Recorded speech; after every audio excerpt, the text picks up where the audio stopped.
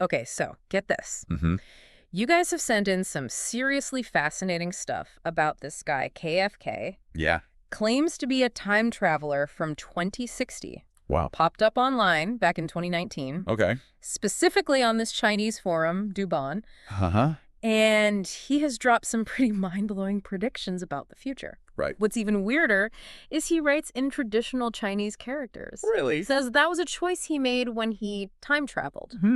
Interesting. So we're going to dive deep into this whole KFK rabbit hole. Okay. Try to figure out if this is legit, a hoax, or somewhere in between. Sounds good. Most importantly, what it all means for us right now. Exactly, yeah. So, What I find really intriguing yeah. is how he claims he time travels. Okay. Forget your souped-up DeLoreans, your wormhole-hopping spaceships. Right. KFK says he travels as pure consciousness. Information, not physically. So no time machine, just a mind trip to the past. Exactly. That's pretty wild. How does that even work? Well, he describes it as tapping into this vast memory database of everything that has and will happen. So imagine the universe as like a cosmic library. Exactly. And KFK can access any book, any moment in time. Precisely. Kind of like Bran Stark in Game of Thrones. Yes. Peering into the past and future. Through the Weirwood Network, Yeah, exactly. So it's a way of sidestepping all those pesky paradoxes of traditional time travelers. Exactly. It gets around all that. But here's the catch. Yeah. If he's just information, how can he interact with us in the present? That's the big question. Does that mean we're all part of this massive database? Well, that's a whole other deep dive. Right. KFK's answer is a bit more nuanced. Okay. He suggests that we too exist within this information framework as memories. So like it opens up a whole new way of thinking about reality, doesn't it? It definitely makes you question everything. For sure. But let's get to the juicy stuff, the predictions. Okay, let's do it. KFK lays out a detailed timeline of events, starting with his birth year, 2020. He says it marked the beginning of Apple's decline and a dip in housing prices. It's interesting to note those housing predictions haven't quite materialized yet. Really? At least not globally. It's something to keep in mind as we evaluate his credibility. Yeah, it's like waiting for that check that never arrives. Exactly. Okay, so fast forwarding to 2030. Right. He envisions a decade of peace and prosperity, Okay. a calm before the storm. Right.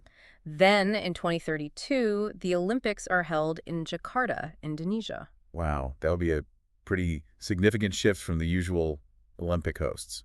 Right. Makes you wonder if existing power dynamics could change that drastically in the next decade. And just a few years later, in 2035, KFK claims humanity overcomes language barriers. What? No way. Imagine a world where everyone understands each other instantly. No more awkward Google Translate moments. Yeah, exactly. That's wild, but how would that even be possible? I don't know. Universal translators implanted in our brains. Or a deeper understanding. Or maybe just an acceptance of different cultures. Yeah.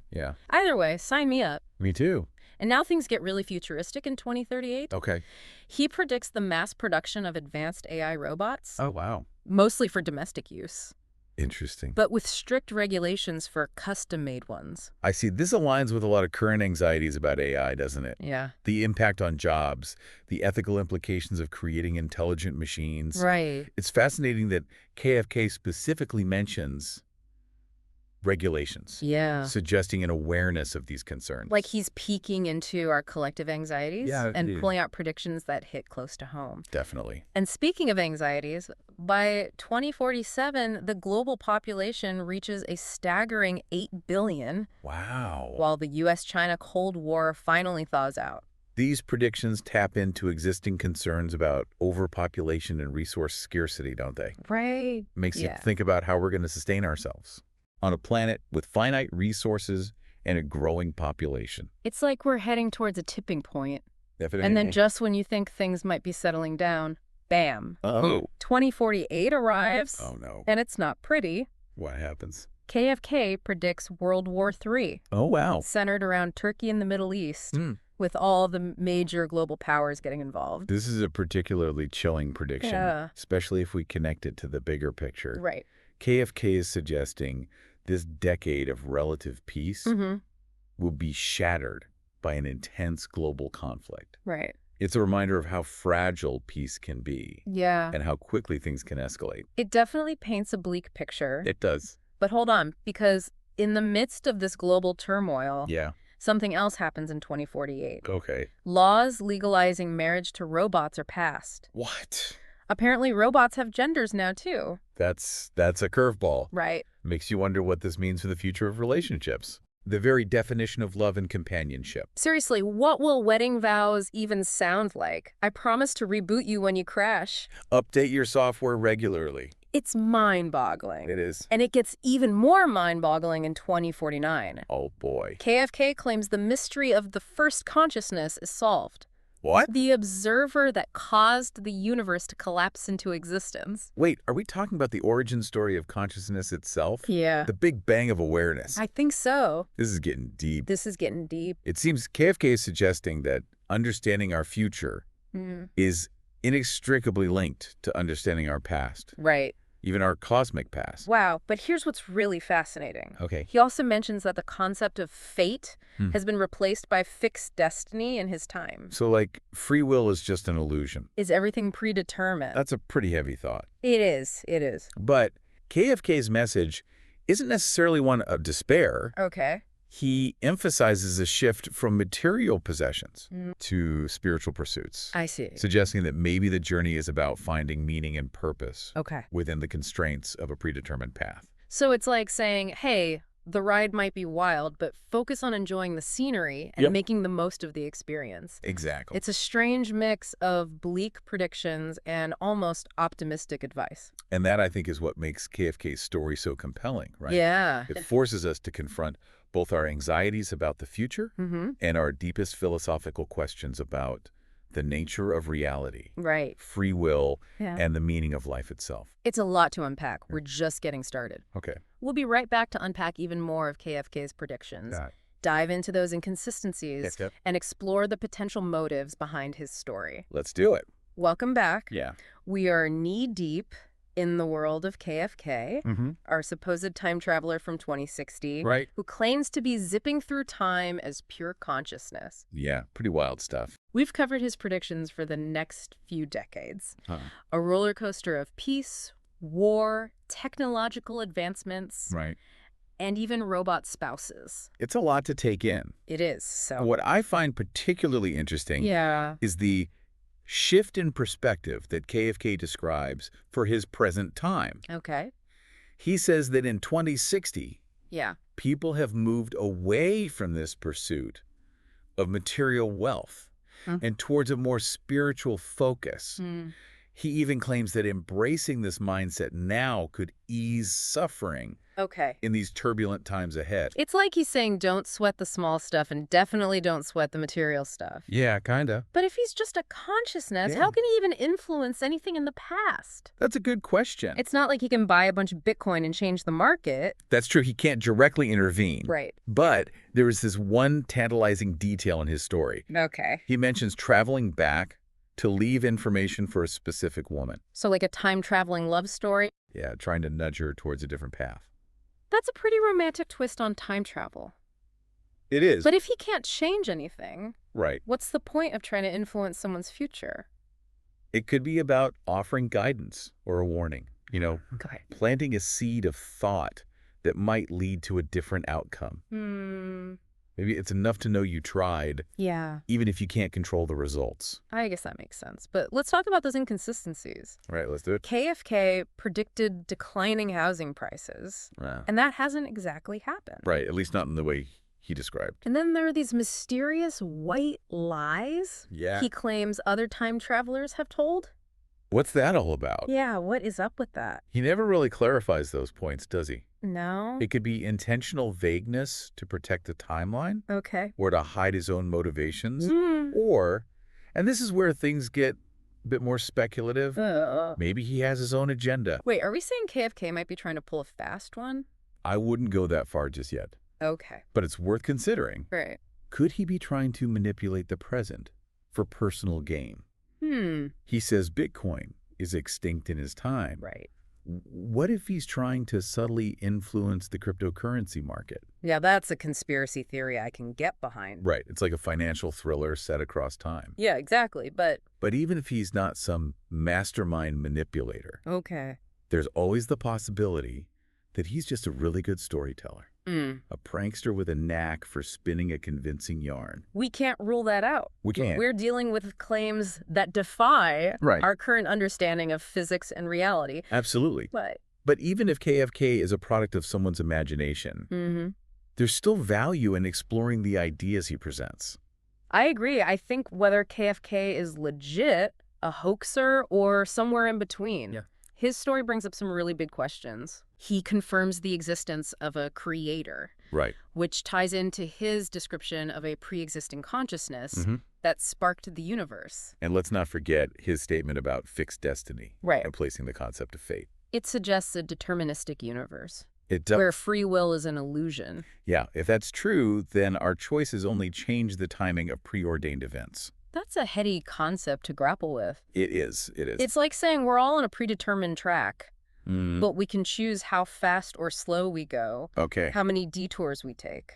I see what you mean. It's a bit unsettling, It is, but also kind of freeing in a way. If everything is predetermined, then maybe the focus shifts from trying to control the future to finding meaning and purpose within the journey itself. Right, but remember he also mentions other time travelers. Oh, yeah. Like YG in 2062 from Japan.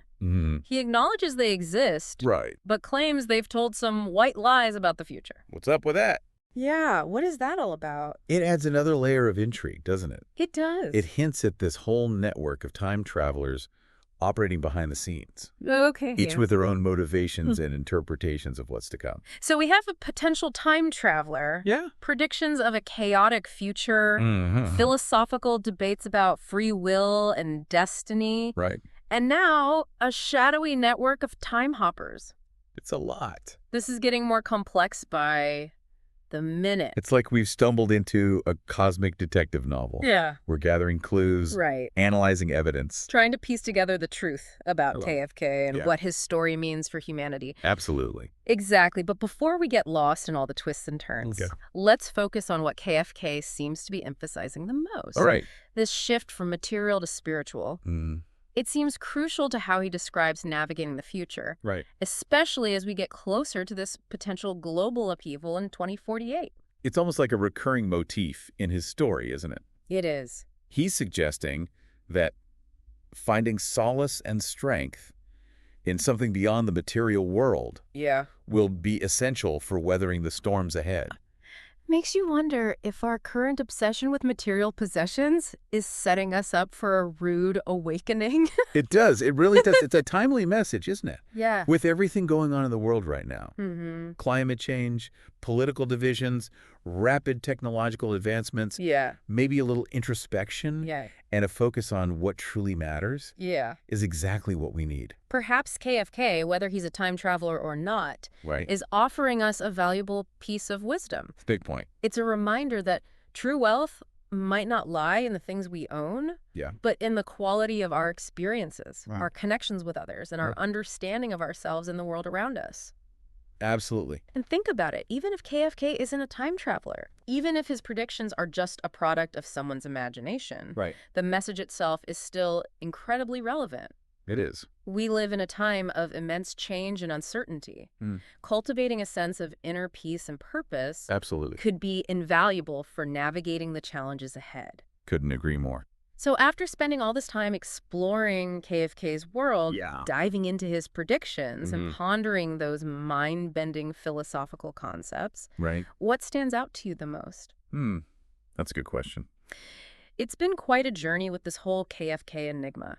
It really has. Time travel claims, predictions of a future that's both technologically advanced and spiritually focused, and even hints of a secret network of time travelers. Like we've been piecing together a puzzle with some missing pieces, trying to make sense of a story that blends science fiction with philosophical questions about the nature of reality itself.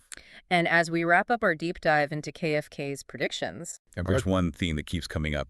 The importance of shifting our focus from material possessions to spiritual growth. It's a thread that runs through his entire narrative. It is. He specifically mentions that if people start prioritizing spiritual growth now, they'll suffer less after 2048, when all these major upheavals are supposed to occur. It's like he's saying the key to navigating the future isn't about stockpiling supplies or building bunkers, but about cultivating inner strength and resilience. It's a radical idea, It is. especially in a world that often equates success with material wealth and status. But maybe KFK is onto something. Maybe. Maybe in the face of global crises and rapid technological advancements, Yeah. finding meaning and purpose beyond the material realm becomes even more crucial.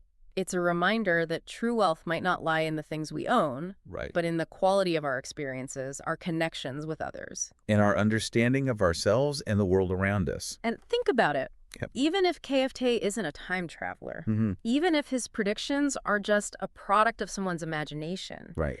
the message itself is still incredibly relevant. Absolutely. We live in a time of immense change and uncertainty. We do. Cultivating a sense of inner peace and purpose Yeah. could be invaluable for navigating the challenges ahead. Couldn't agree more. So, after spending all this time exploring KFK's world, diving into his predictions, and pondering those mind-bending philosophical concepts, Yeah. what stands out to you the most? Well, I think what really strikes me Yeah. is that even if we are living in a simulated reality Okay. or a predetermined timeline, Like KFK suggests. exactly, our choices still matter. That's a good point. How we react to these ideas, Right. how we choose to live our lives, Yeah, that's something we can control. I agree. And perhaps focusing on our inner world, on cultivating compassion, connection, and meaning Yeah. is the key to navigating an increasingly complex future. That's a really powerful thought. It is. And on that note, we'd Yeah. love to hear your thoughts as well. Absolutely. Let us know in the comments. Yes. What resonated with you from this deep dive into the world of KFK? Did it spark any new ideas? Any new perspectives? New ways of looking at things? And of course, keep Carol? sending us those fascinating sources. We love them. Until next time, happy deep diving.